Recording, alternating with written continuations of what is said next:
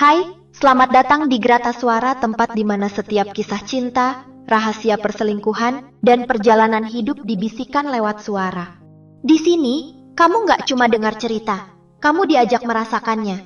Kalau kamu suka dengan cerita-cerita kami, jangan lupa klik like, subscribe, dan aktifin loncengnya, supaya kami tetap semangat update cerita baru, dan kamu nggak ketinggalan satu detik pun. Yuk kita mulai ceritanya. Bab 17. Aksi rahasia. Setelah Tante Lisa merasa cukup tenang, aku mengajaknya kembali. Kami langsung pulang ke rumah, hanya singgah sebentar membeli lauk untuk makan malam. Begitu kami sampai, sebuah mobil sedan abu-abu terparkir di depan rumah. Franz sedang menunggu di bangku teras. Tante Lisa meremas pinggangku begitu melihat Franz duduk dengan satu kakinya bersilang di bangku. Pria terlihat sedang menelpon kliennya. Apa yang dilakukannya di sini? Gumam Tante Lisa. Tentu dia mencari tante. Apalagi? Jawabku. Aku membelokkan setang sepeda motor masuk ke halaman dan langsung ke garasi. Aku sengaja membawa Tante Lisa ke garasi sebab tidak terlihat oleh Franz yang sedang berada di teras depan. Tante Lisa tampak gugup saat memberikan helm kepadaku. Santai saja, Tante. Hadapi. Kalau bisa, tolak lamaran yang dia katakan kepada papamu. Ucapku memberi kekuatan padanya. Tante Lisa menarik napasnya, kemudian mengangguk. Sebelum ia berbalik, aku memegang tangannya. Tante Lisa berhenti dan menoleh padaku. Jika Tante bisa, temukan kunci sandi ponselnya. Aku akan butuh itu. Bisikku pelan. Tante Lisa tertegun. Ia tampak menjadi bingung, tetapi kemudian mengangguk. Akan ku coba. Balasnya dengan suara pelan. Lalu ia berbalik dan pergi.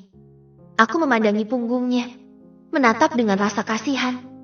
Di garasi, ada tangga besi darurat menuju balkon jemuran ke lantai atas. Itu bisa langsung menuju kamarku.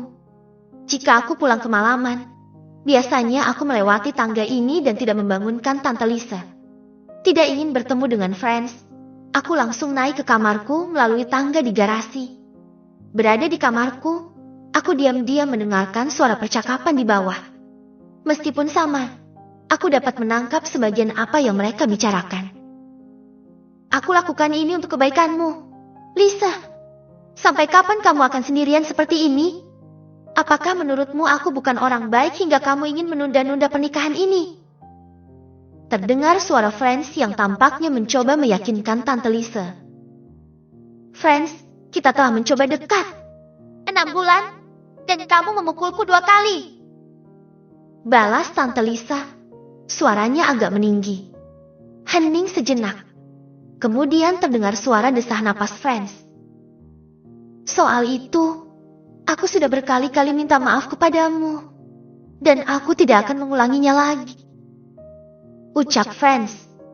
Aku terus mendengarkan dan merasa terkejut ketika Tante Lisa mengatakan jika ia sebenarnya dipukuli oleh pemuda itu.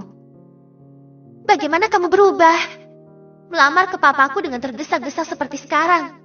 Kamu tidak menanyakannya terlebih dahulu pada aku. Apa kamu menghargaiku dengan cara seperti itu? Lisa, papa dan mamamu senang aku melamarku. Kebahagiaan apa sih yang kamu cari selain membahagiakan kedua orang tuamu? Kamu tidak bisa menjadi egois dengan dirimu sendiri. Dalam pandangan papa dan mamamu, mereka mengatakan aku yang paling layak. Kamu harus tahu itu. Jawab Franz dengan nada yang mulia sengit. Aku tahu, kelemahan Tante Lisa adalah jika disebutkan tentang papa dan mamanya, ia tidak akan. Ia tidak akan berkutik, dan aku merasakan bagaimana frustrasinya dia saat ini. Sejenak menjadi hening. Kemudian terdengar suara Franz. Buatkan aku minum. Kopi dengan 2 sendok gula. Ucapnya. Aku tidak punya kopi. Jawab Tante Lisa.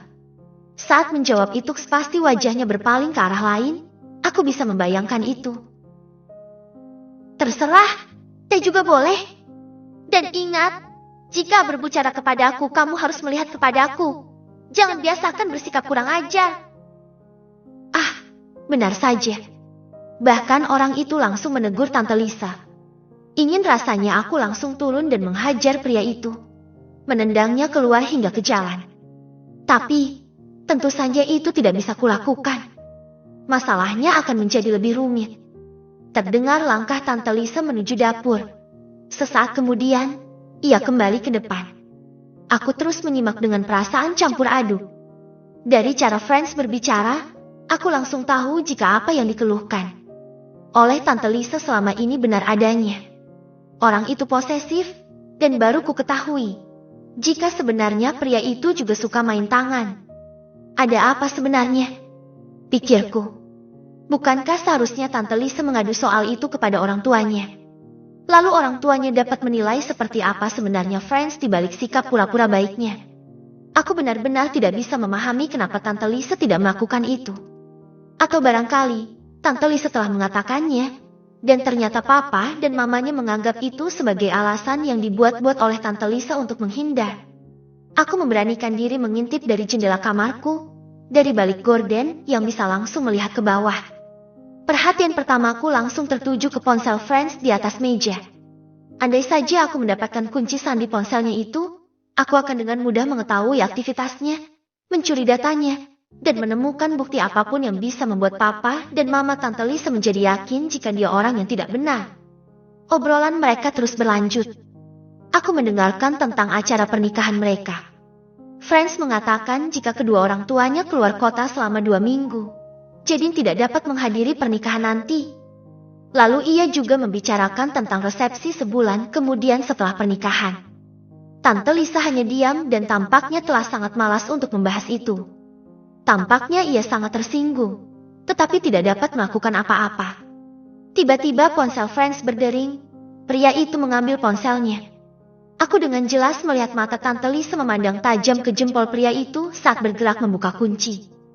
Ketika Franz menerima panggilan yang masuk, Tante Lisa berdiri, lalu berjalan menuju kamarnya.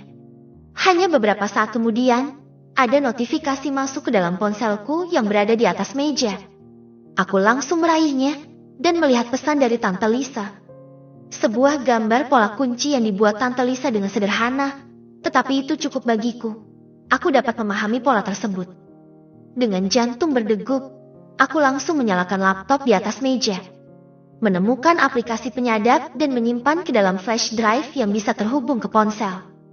Setelah pengunduhan selesai, aku mencabut flash drive dan menunggu jika ada kesempatan untuk memasukkan aplikasi penyadapku ke dalam ponsel Franz.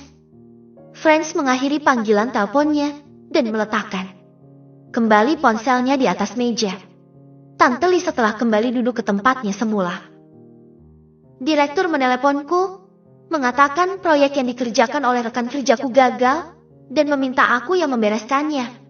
Benar-benar tidak kompeten rekan kerjaku itu, ucapnya memamerkan diri. Sepertinya bagus untukmu, balas Tante Lisa yang terdengar seperti sebuah basa-basi. Bagus, ucap Franz. Itu genius, Lisa. Bayangkan banyak pekerjaan tidak sanggup dikerjakan oleh orang lain.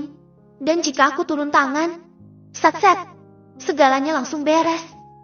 Hanya menunggu waktu aku ditunjuk sebagai kepala cabang. Haha, masa depanku sangat cerah, Lisa.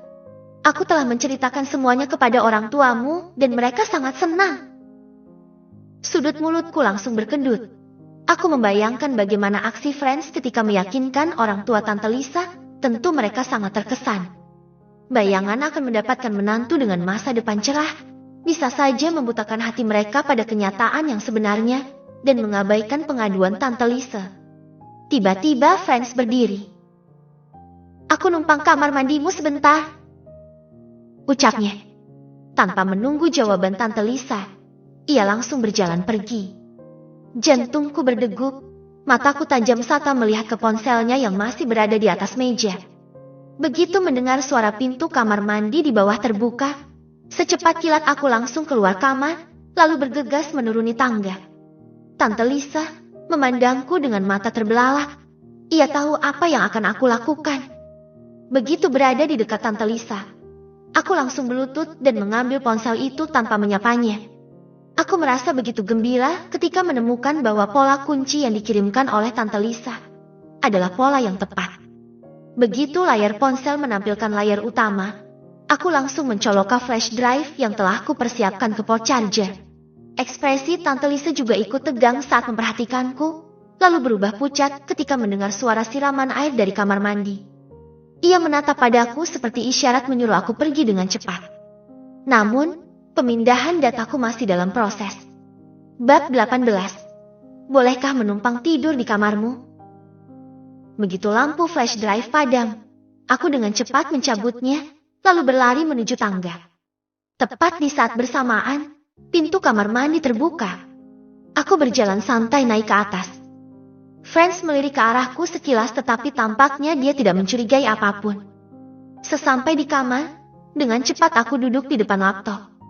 Membuka aplikasi yang terhubung dengan malware yang baru saja kumasukkan ke dalam ponsel Franz. Segera muncul tampilan semua isi smartphone milik pria itu. Galeri, percakapan chatting, aplikasi yang diinstalnya termasuk sosmed. Namun, setelah memperhatikan beberapa lama, aku tidak melihat sesuatu pun yang menarik. Ada beberapa video tidak senonoh di dalamnya.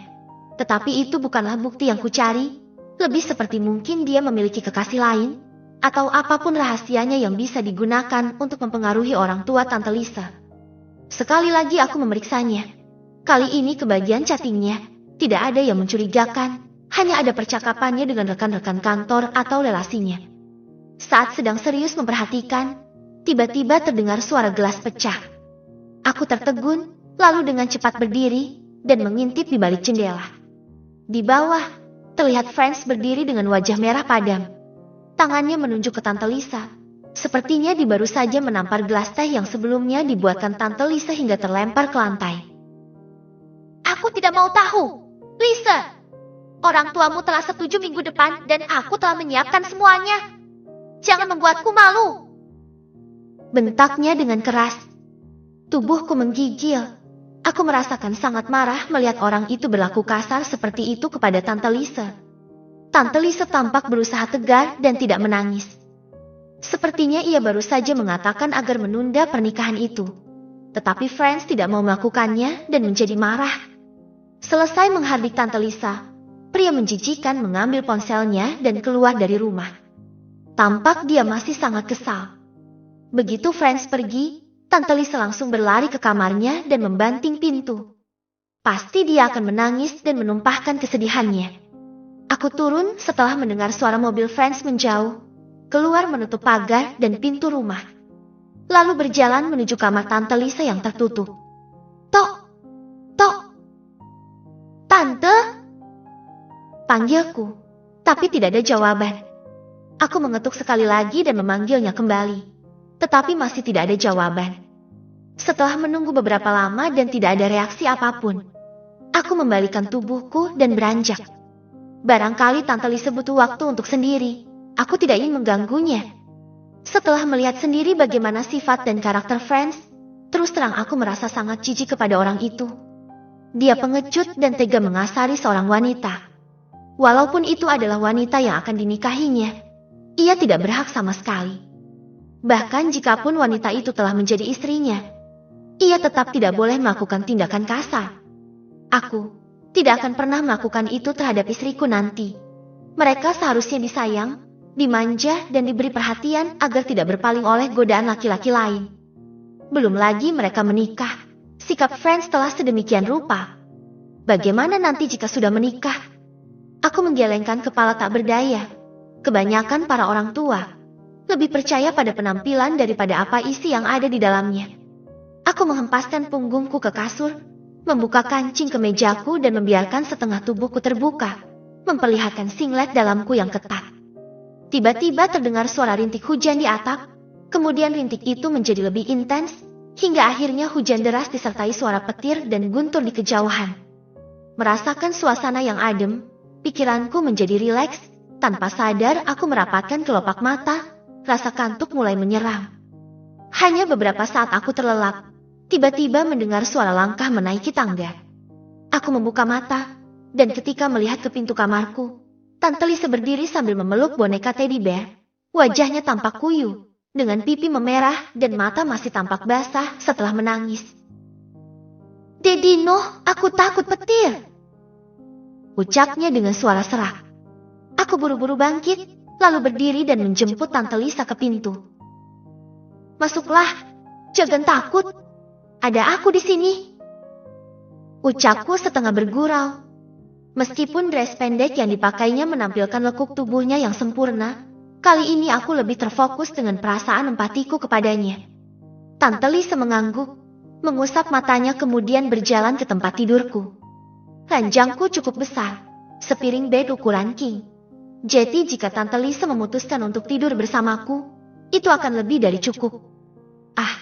Itu akan sangat menyenangkan. Aku membuang pikiranku dengan cepat dan membiarkan Tante Lisa duduk di tepi tempat tidur. Namun, aku menjadi terkejut ketika tiba-tiba saja Tante Lisa naik ke ranjangku, mengambil bantal dan langsung merebahkan dirinya menghadap dinding. Aku langsung menjadi gugup. Apakah yang kupikirkan sebelumnya benar? Tante Lisa berniat tidur bersamaku? Jantungku berdegup. Menutupi kegugupanku, aku mengambil selimut baru di dalam lemari, lalu menyelimuti Tante Lisa. Begitu aku turun dari tempat tidur, suara Tante Lisa terdengar. "Jangan pergi, temani aku di sini, Dino," ucapnya masih dengan suara serak seperti semula. "Iya, Tante, aku akan mandi dulu," jawabku. Mengambil tisu, lalu kuberikan kepada Tante Lisa, barangkali ia membutuhkannya untuk menghapus air matanya. "Terima kasih," ucap Tante Lisa yang langsung meletakkan kotak tisu di atas kepala ranjang. Kemudian mencabutnya 2 lembar. Aku memandanginya dengan kasihan, menarik napas, lalu aku mengambil handuk yang tergantung dan pergi ke kamar mandi. Di kamarku juga ada kamar mandi sendiri. Selesai mandi, aku mengeringkan tubuhku dengan cepat, lalu mengganti pakaianku yang sengaja kubawa langsung ke kamar mandi. Celana training dengan baju kaos singlet sama-sama berwarna putih. Dan tentu saja, aku pakai dalaman. Hujan masih deras di luar, tetapi suara petir tidak lagi terdengar. Hanya bunyi guntur yang sesekali muncul di kejauhan. Setelah mematikan lampu besar dan menyalakan lampu tidur, aku langsung merebahkan diri di samping Tante Lisa. Ia tidak bergerak, dan isaknya telah tidak terdengar. Barangkali dia telah tertidur. Memandangi langit-langit kamarku, aku benar-benar menjadi bingung. Bagaimana cara mengeluarkan Tante Lisa dari masalah ini? Aku tidak menemukan sesuatu di ponselnya, meskipun memang ada berbagai aplikasi live streaming yang terinstal di ponselnya. Itu bukan sebuah bukti yang meyakinkan. Lagi pula, dia adalah laki-laki dewasa. Tentu menonton hal-hal seperti itu menjadi lumrah di zaman sekarang. Teringat dengan Shasa, aku hanya berharap dia akan menemukan sesuatu yang mencurigakan. Entah itu kasus korupsi, suap atau semacamnya yang membuat pria itu berurusan dengan hukum. Shasa. Gadis itu ternyata tidak seperti yang kupikirkan. Dia sama polosnya denganku. Bahkan lebih polos lagi karena ciuman pertamanya adalah denganku. Memikirkan gadis itu kembali, membuatku merasa insecure, status yang bagai langit dan bumi. Begitu jauh untuk dikejar. Kecuali aku dapat menemukan sesuatu seperti yang ditemukan tokoh-tokoh di dalam novel, menolong seorang kakek tua renta yang ternyata adalah triliuner, dan akhirnya memberikan warisannya kepadaku. Haha, itu hanya ada di dalam cerita. Di dunia nyata, kamu terkadang bahkan harus membanting tulang hanya untuk mencari sesuap nasi demi keluargamu. Merasa letih sendiri dengan pikiranku, aku berniat hendak tidur. Tetapi ketika baru saja memejamkan mata, tiba-tiba terdengar suara lembut Tante Lisa memanggilku. "Dino?" Aku menoleh dan mendekatkan wajahku ke arahnya. "Geser lebih dekat." Mendengar itu, jantungku langsung berdegup. Apakah aku tidak salah dengar? Bab 19, Hujan Tengah Malam. Mendengar permintaan Tante Lisa, aku terdiam. Tidak pasti apakah sebenarnya ia mengatakan itu atau tidak. "Geser sedikit ke sini," lirih Tante Lisa sekali lagi. Terasa dalam nada suaranya dia seperti seseorang yang butuh perlindungan. Aku tidak salah dengar, dan langsung merasa sangat kasihan. Mengikutinya dengan patuh, Aku mendekat ke sampingnya. Ia masih dalam posisi semula, tidur dengan posisi miring dan memunggungiku. "Tante baik-baik saja?" tanyaku gugup. Suasananya agak terasa mendebarkan. "Dia sangat kasar," jawabnya. "Benar, Tante. Aku setuju, dan baru melihat sendiri sifat kasarnya. Dia tidak layak untukmu." Ucapku membenarkan, sangat setuju dengan apa yang dikatakannya. Menarik selimut yang dipakainya. Aku juga menyelimuti tubuhku dengan itu. Tidur miring dan memandangi belakang rambutnya. Aroma harum menyentuh hidungku, sangat lembut dan membuat pikiranku melayang. Mungkin karena perasaan empati atau rasa iba yang sangat besar, tiba-tiba saja keberanianku muncul. Menggeser tubuhku lebih dekat. Aku mengulurkan tangan dan meletakkan di pinggangnya, seperti memeluk dengan sedikit menjaga jarak agar tidak terlalu menempel ke punggungnya. Namun, tak kusangka respon Tante Lisa membuatku terkejut. Ia memegang tanganku dan seolah-olah mencari perlindungan dengan memeluk lenganku erat. Tanpa pikir panjang, aku langsung merapatkan tubuhku hingga punggungnya menempel di dadaku. Begitu saja aku mencium rambutnya dan membiarkan tetap lama di sana. Perasaan hangat terasa, apalagi dengan hujan deras di luar. Tante Lisa hanya diam, seakan-akan dia merestui apa yang kulakukan. Bahkan dirinya kukira sangat nyaman dengan posisi ini. Jantungku berdegup. Sekali lagi aku dan dirinya berada dalam posisi intim. Tetapi kali ini tidak oleh kecelakaan atau secara tidak sengaja. Ini lebih karena keinginan, atau lebih tepatnya, karena ia butuh ditenangkan. Apapun itu, aku tidak menolaknya. Memberinya kekuatan agar ia tidak terlalu sedih adalah apa yang menjadi tujuanku. Ia meremas tanganku, menjalin jemarinya melalui punggung telapak tanganku, seakan melepaskan kesedihannya dengan cara melakukan itu. "Aku pasti akan membuat orang itu pergi jauh dari Tante," bisikku lembut di telinganya. Mendengar suaraku yang sangat dekat, tubuh Tante Lisa kurasakan sedikit terkejut. Melalui sisi kepalanya, aku melihat ia menggigit bibirnya yang penuh, memerah sehabis menangis. "Terima kasih, ucapanmu cukup menghiburku," gumam Tante Lisa. Dari jawabannya, aku rasa dia tidak ingin berbicara terlalu banyak. Aku tahu, Tante Lisa berterima kasih hanya karena aku mengucapkan hal tersebut semata-mata untuk menghiburnya. Dan tampaknya tidak berpikir aku sungguh-sungguh dapat melakukannya. Menghela napas, aku mencium rambutnya sekali lagi, membiarkan perasaan hangat mengisi diriku, dan memeluk Tante Lisa lebih erat. Aku merasakan ini seperti lebih ke sebuah perasaan sayang. Tapi sejujurnya di dalam hatiku, memang sangat tidak rela Tante Lisa akan memiliki seorang suami yang akan menyakitinya seperti Franz. Aku sungguh-sungguh tidak rela. Barangkali merasakan perlakuanku yang tulus, Tante Lisa tampaknya menyukaiku peluk lebih rapat. Atau mungkin dalam situasi ini, tidak ada yang lebih diinginkannya selain menenangkan diri dengan cara apapun. Tiba-tiba ia menggerakkan tubuhnya, mengubah posisinya terlentang sehingga aku dengan jelas dapat melihat wajahnya yang saling. Cahaya temaram lampu tidur hanya semakin membuat wajahnya itu semakin mempesona dengan bibir merahnya yang memukau. Matanya menatap sendu ke mataku, sementara ia terus memegang tanganku dengan jemari terjalin. Meremasnya sesekali. Aku membalas tatapannya dengan lembut. Wajahnya dan wajahku begitu dekat. Tetapi saat ini tidak lagi kurasakan ada kecanggungan. Hanya memandanginya dengan perasaan sayang. Begitu tidak tahan melihat wajahnya, entah keberanian apa yang tiba-tiba saja muncul dan aku mencium keningnya. Tante Lisa memejamkan matanya saat bibirku menyentuh, seperti membiarkan perlakuan lembut menggantikan kesedihannya dan mengisi dengan perasaan aman yang kuberikan. Aku menarik ciuman itu. Tante Lisa membuka kembali matanya dengan sendu. Terus menatap wajahku dengan sepasang matanya yang tampak mulai berkabut. Di saat yang sama, tangan kirinya yang bebas naik ke atas dan menyentuh pipiku. Aku merasakan sebuah isyarat keinginannya agar wajahku lebih dekat. Aku berdegup, tetapi tidak menolak sama sekali ketika menurunkan wajahku ke bawah.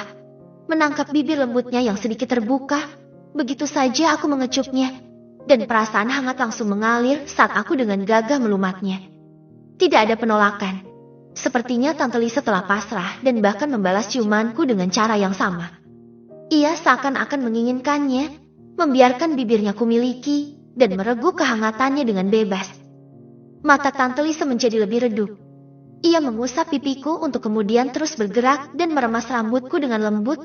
Sangat terasa tubuhnya sesekali bergetar dan ia bergerak dengan gerakan yang membuat sesuatu di dalam diriku bangkit dan menjadi terbangun. Dino! Suara lirihnya memanggil, membuat tubuhku menggigil. Setelah berhari-hari terstimulasi dan tidak menemukan pelepasan, akhirnya perasaan empati yang sebelumnya sempat meredam gejolak dalam diriku kini berian dan bersiap hendak membakarku dengan keinginan. Aku memeluk Tante Lisa lebih rapat, sementara bibirku terus terjalin dengan bibirnya. Kurasakan napas Tante Lisa memburu dengan leher halusnya yang bergerak pelan. Sedikit ujung lidahku yang masuk mencapai mulutnya, disambutnya hangat dengan balasan yang sama. Aku menempelkan tubuhku lebih erat, menunjukkan reaksi terus terang yang menginginkannya, dan kemabukan di bawahku yang menekan di balik celana training yang kukenakan. Di saat perasaan hangat terus terjalin, itu mengalir secara alami dan membuai dengan halus. Telapak tanganku yang bergerak bimbang di perut Tante Lisa, perlahan mulai mencari gambaran jelasnya, naik ke atas diikuti oleh jemari Tante Lisa yang terus menggenggam di punggung tanganku.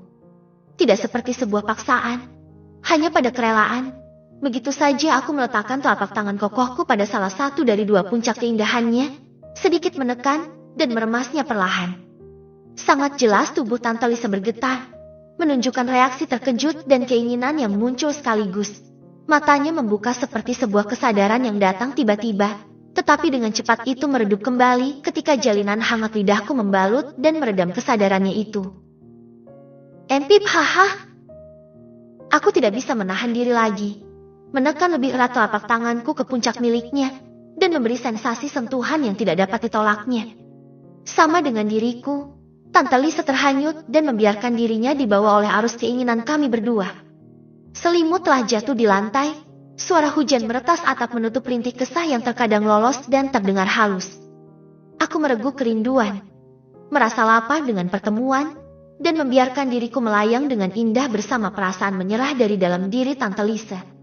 Aku melihat secara perlahan kesedihan terhapus di wajahnya, berganti merah muda mempesona. Menarik dan terus menarikku naik ketinggian, hingga akhirnya ketika telapak tanganku menyusuri lembah yang kini terbuka, tubuhnya menggigil dengan keinginan tak terbendung. Aku hampir sampai pada titik di mana pergulatan kesenangan ini baru saja akan dimulai.